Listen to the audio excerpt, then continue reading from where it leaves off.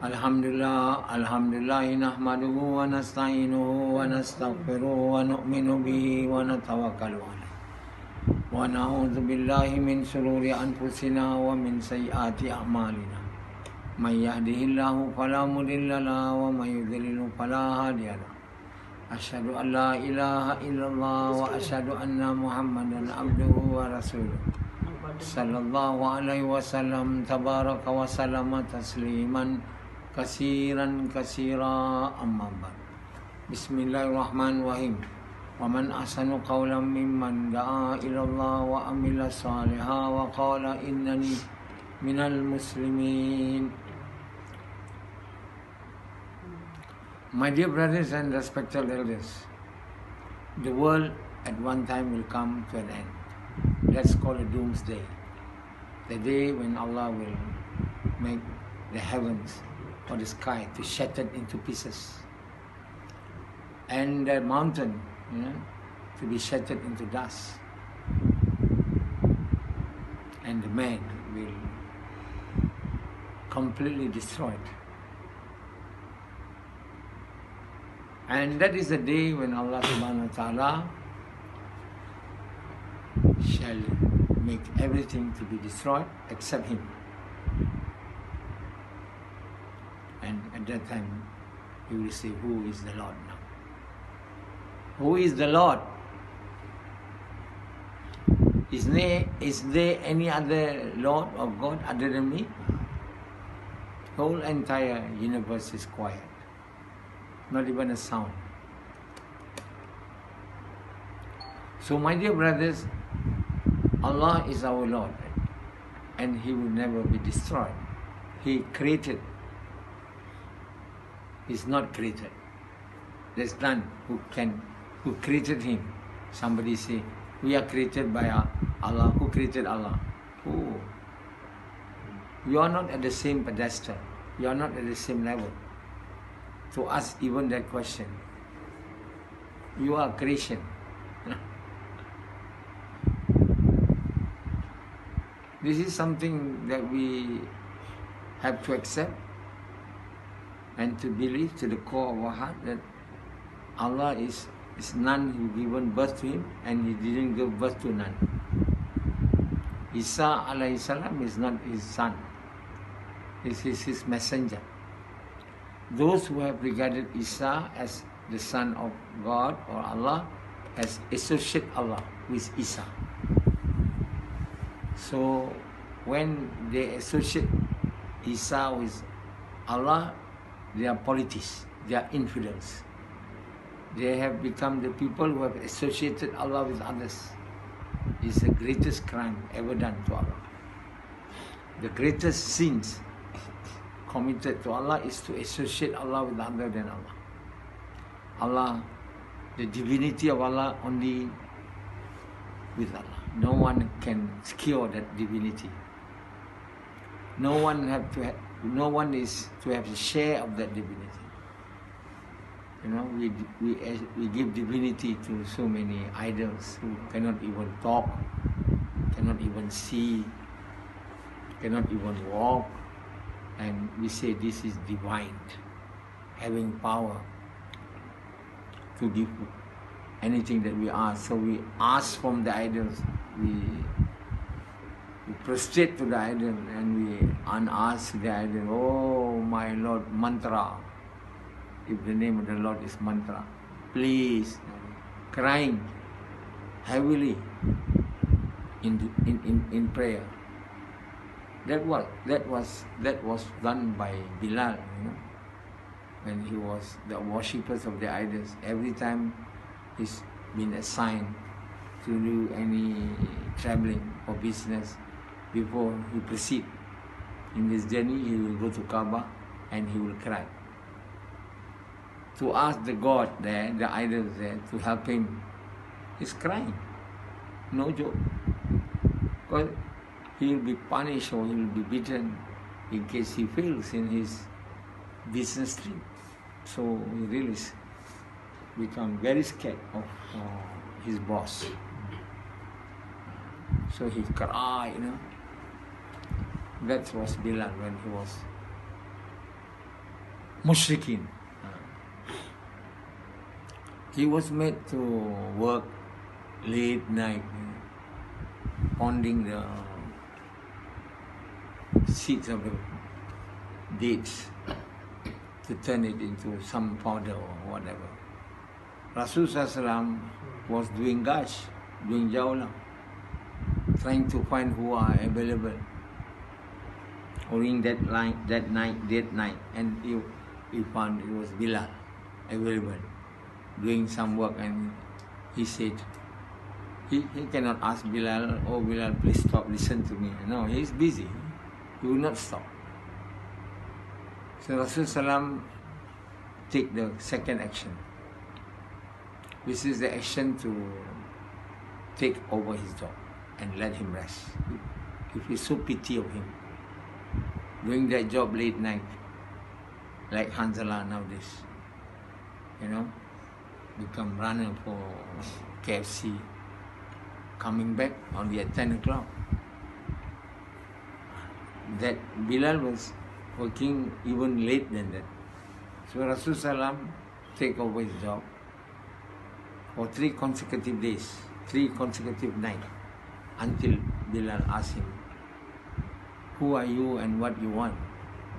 He was saying that somebody is doing good to me, must have something that they want from me, I'm only a slave. What can I give to him? So he said, who are you? I'm Muhammad. I'm the Prophet of Allah. And what do you want from me? I have no money to pay you. So Rasulullah said, I want you to recite this kalima. And he recited it willingly. He became a believer. Not a believer yet, a person who have entered Islam. So he was the first slave to embrace Islam. And the first man to embrace Islam is Abu Bakr. The first woman is his wife. And the first kid to accept Islam is Hazrat Ali radhiyallahu. These are the runners, the forerunners of the Islam, the pillars of Islam, the basis of Islam, the struggle of Islam on these shoulders of these people. They have brought up, they have given their sacrifice. Bilal, when he embraced Islam, immediately he gave sacrifice. He was beaten to death almost. Until Abu Bakr freed him, give money to Muayyah.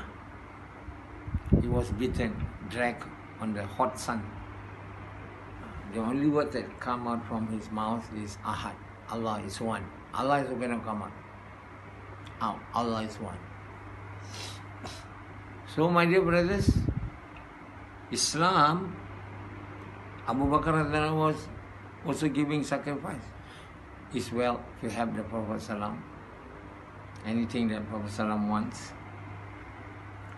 Similarly, his wife sacrificing all his wealth. She used to be a very wealthy lady, a businesswoman, entrepreneurs, well known. But after he married the Prophet ﷺ, after Prophet ﷺ became the Prophet of Allah, Prophet ﷺ decided not to do any more work. Not to do any more work. He's still young at that time, 40, he can still work. Sufyan worked until he's now 50. Still working. If he goes up to 70, he's still working. Never decide to start with this work of dawah full time. Sufyan Ampang is still wishing to become rich.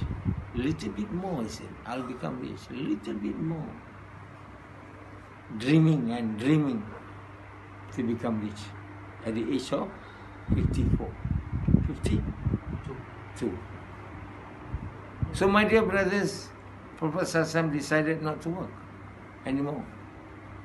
People used to put money and that's all. But that was not done for money, it was done for charity, to help people, to keep their wealth with him, because he is known as the most trusted person in Mecca.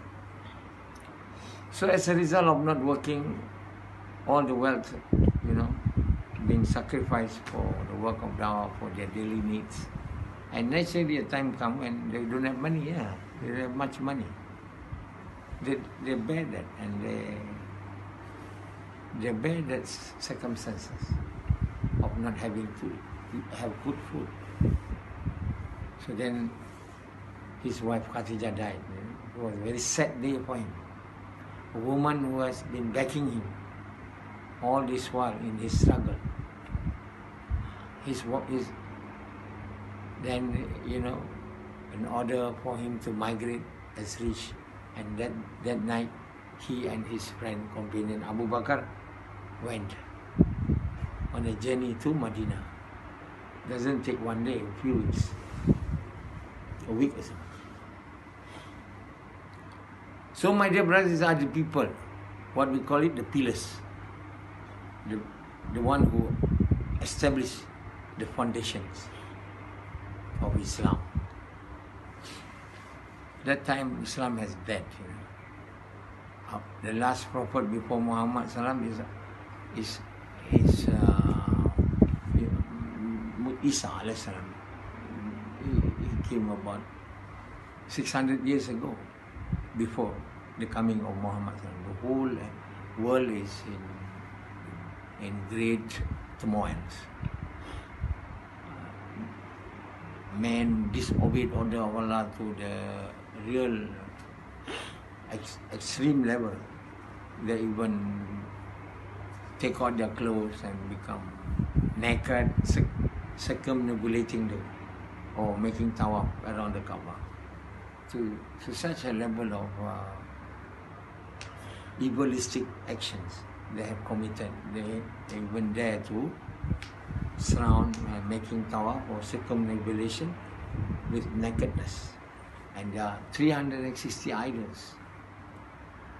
There's no justice at that time.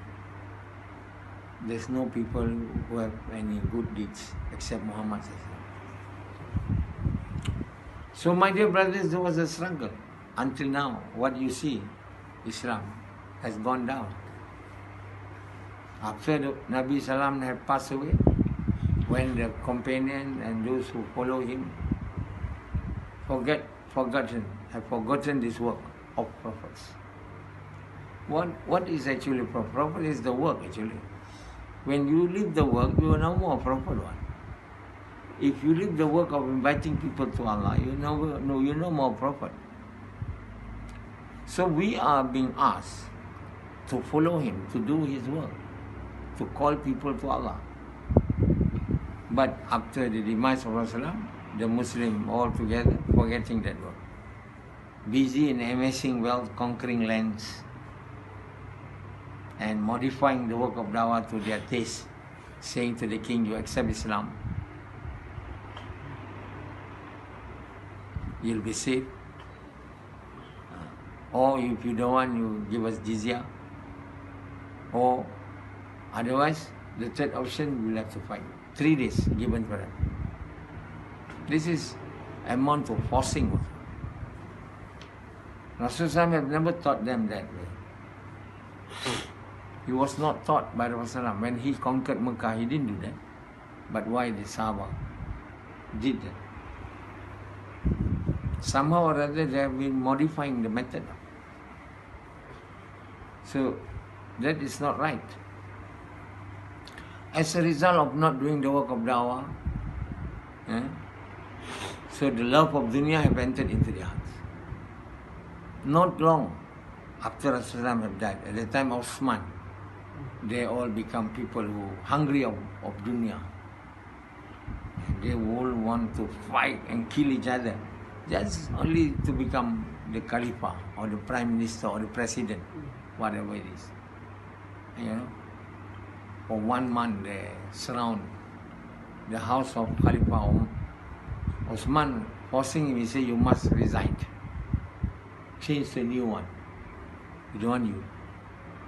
So Osman, Rasulullah said, people will tell you to disown the post. You don't do that. Because if you do that, it becomes a precedent. That means everybody in the future, Muslim, whenever they don't want anyone, they will force them like that. They don't do that. So my dear brothers, finally they kill him. So Osman rather said, if you kill me, after this you will be loving each other anymore. No more. So this is the beginning of something very bad. And that surely as a result of no iman or very weak iman. The majority of Muslims during that time were having weak iman. In a very short span of time of leaving this world, you can see the tragedy, the consequences of that action. And what more, after nearly thousands of years, we have left this world. We have nearly forgotten at all that dawah is our work. We can never imagine that dawah is far. We have known all this while that dawah, to do the work of Nabi is optional. It's good, but it's optional. It's a choice which a Muslim can make, either to do or not to do. This is not a choice. So the order of inviting people to Allah or the inviting people to good and forbidding people from evil has become a job which are not done by almost everyone in the entire Islamic world for so long. So what they do? They enjoy their life lah. 1001 night, the story of the king. The kings are only interested in expanding territories, lands, and enjoying at night with ladies and women. They got many people who learn and become scientists during the time of Abbasiyah. They got libraries with thousands of books of knowledge, so-called knowledge. But at the end, everything was destroyed by this Mughal who attacked Baghdad and razed it to the ground. The whole library burned. People are killed, thrown into the river Tigris, and he will not stop until the blood reached to his neck. So Allah has sent devils to punish the Muslim for ignoring the work of Nabi, for not doing the work of Nabi.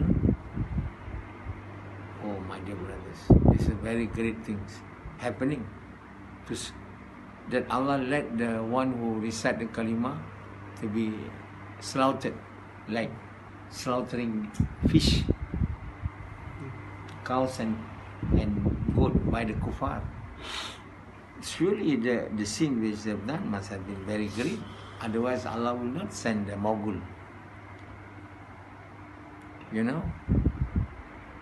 There was one Mughal who do business in Baghdad. There's one people, among the people who claim that Muslim, do injustice to him. Take all his gold. Then he reported to the king of Mughal. So he stand with 1 feet making prayer to God, to Allah. To destroy this Muslim, destroy the so-called Muslim. That's what they attacked. Allah finished everything, raised it to the ground. The rivers flood with blood. Why don't we make a film of this? So that the Muslim realize why? Ask the question why. Allah has done that to us. In the 12th something, I think, 13th century. Then there's one alim at that time. The son of the king of the Mughal asked him, who is better, you or the dog? He was saying that. There was the alim at that time.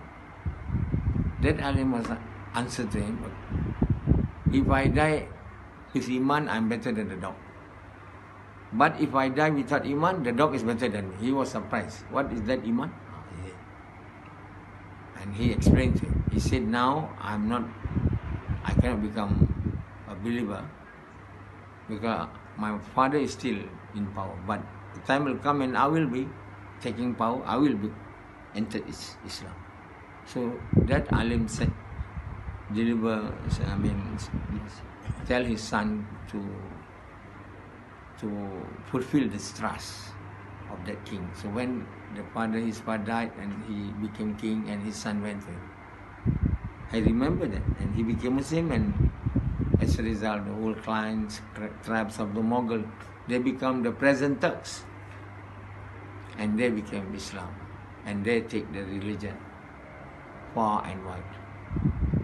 Not to that good extent, but at least they are taking over from the Arabs. The Arabs are completely absorbed in dunya, become so weak and degraded. Allah uplift the Turks until, the last Ottoman Empire in 1924. After World War I, the whole Islamic continent and the so-called Caliphate Osmania dismantled into pieces and left Turkey now. It used to be a vast area which include even the Saudi Arabia, Masr and all that area, the Northern Africa. The whole Islamic world is one country. It was one nation of Islam. And the Caliph is in Istanbul, and including at that time Malaysia, at that time Malacca, all under that colony. It was big power. At that time Europe was behind time. America non-existent. It's not yet exist. Islam was already great, but it dismantled in 1924.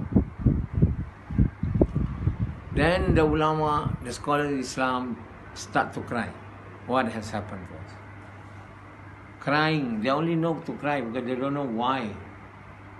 Why we have been humiliated so much that now our, the big country of ours, Islamic, is dismantled into pieces, into many countries. Everybody is taking the country to their own. The Western power take over, except they left Saudi Arabia as to become so that they will assist him to dismantle it. And the Turks, the Abbasiyah. So they take the Arab and promise them. One, they make a promise to the next, the Arab belong to Nabi Sallallahu. He promised him, another one he promised to the present South. So when they finish the war, so they do not fulfill the promise of that one that related to the Prophet Sallallahu. And give to Saudi Arabia. So he's complaining, finally give Jordan to him. The Jordan is a Hashemite dynasty, from dynasty of Nabi, the present Jordan king. So they give him a little bit to quiet him. Because they make promise to give the thing to them, but they give only little bit only. They are using them only to attack the Turks. They are collaborating with the European power, the satanic power, to dismantle the Osmania. So the Turk became very angry. So he doesn't want to be with Arabs anymore. So Turks being taken over by another devils, which is Ataturk, the father of modern Turkey, Mustafa Kemal Atatürk. And he dismantled Islam. He said, don't say azan in Arab now. Say in Turks. Don't write the Quran in Arab. Don't read the Quran. Now we become Westerners, having coats, no purdah, don't cover your head, become, open, drink, wine, anything. It's permissible that time. So the whole thing is collapsed completely. But those people who, the common people who say they are Muslim are just enjoying it lah. They don't cry. I haven't heard any ulama in Malaysia cry. They're just enjoying. They may be having weapon to fight, but their effort failed to attack the kuffar. So there are few only alim in India and Afghanistan. Went to Mecca and cried and cried. That's all they can do. You know, you must know this history. Otherwise, you think Islam can come up just like this. No. It doesn't come just like that. It has to be done with sacrifice. And the sacrifice is that we have to do the work of Nabi, which we have left it. We do not want to sacrifice our wealth and health for the work of Nabi. We only want to sacrifice to earn more money. As a result of that, we lose everything. We even lose all our religion. You know, like people like Sufyan, what he wants. Sufyan Gombak, he only want to, now he wants to get married, so he's ready to collect money just to have to have sex. But to go 4 months, he's not really such a fool, you know. These are the type of people largely available in the entire Islamic world now. People like Sufyan, Ampang, Sufyan, who love the dunya, who's willing to sacrifice for dunya, when earning to have more dunya. That's all. So when the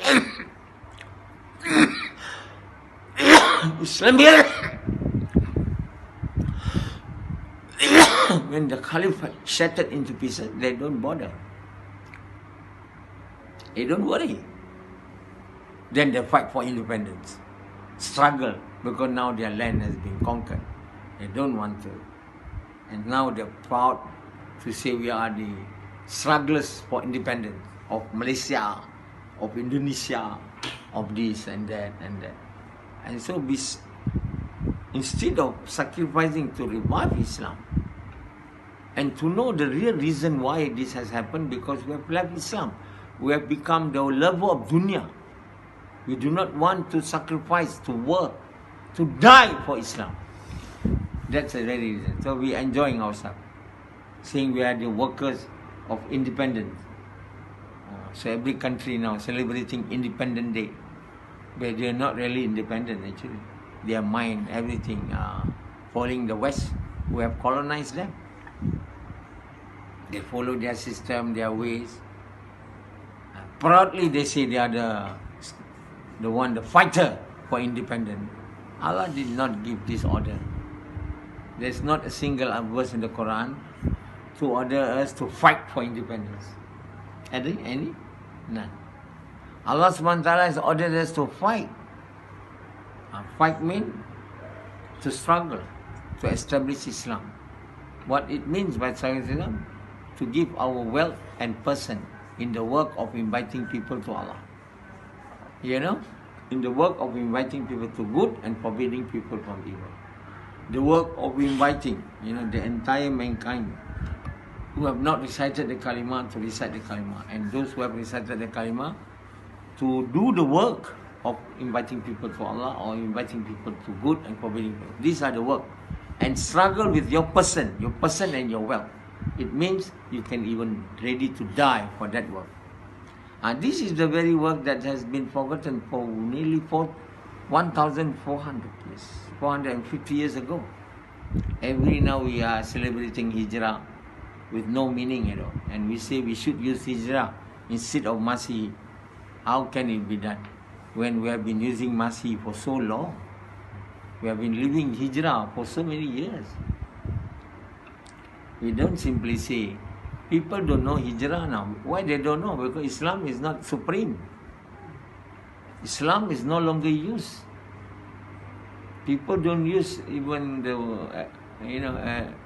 like Malaysia, we change our year and months into Masih, not Hijrah.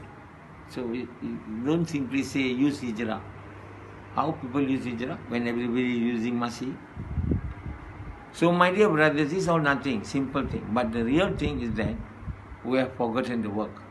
The great work of our Nabi Sallam. And the punishment for that, Allah give us the devils to rule over us. And even now the devil has gone, small devils take over. All the rulers of the Muslim world, the called Muslim world, is controlled by small devil. They are not like the devil before. They recite the kalima, but they follow the devil ways. This is the situation in the world, and still people are laughing and giggling. People like Yazid and Samad are happily ever after. They don't ever think, because they have no desire to please Allah, to make the religion of Allah supreme. The desire is only for the world, so that's why nothing happened. They're just smiling only. Either they are controlled by the dogs or controlled by the pigs, they are happy. As long as I can eat. They don't bother. Like Sufyan Ampang. They don't bother to do the work. Is he bother? He come only once a week. He is proud of that. He said this is the order of Allah to come and do this work once a week. He's making attempt to change the word of Allah. And he asking us to do like him. Be like me, once a week I come. That's good enough. Not like Hakim, never come. He's always comparing himself with Hakim, not with me. Because he doesn't want to do it. And that is he, the one who come once a week. What about the Muslim? Not even once a day in a week. Not even a year. Not even. The whole entire life is devoted to dunya. And for that, we want to have iman. Can never have iman. We can never have strong faith in Allah. Can never have a strong iman. If we devote our life for acquiring this world, we will never be. And we will be able to get a little bit of this world, enjoying it, but then after that we'll be burned into the hellfire. So whether you want the Islamic world to come back again or not, it's your life. It's your doom that you have to take care. Even if the Islamic world will not be revived again, but I have my real doom when the day when I die. If I have iman and faith, I'll be safe. If otherwise, I'll have to suffer for the rest of my life in the hellfire. Okay, guys.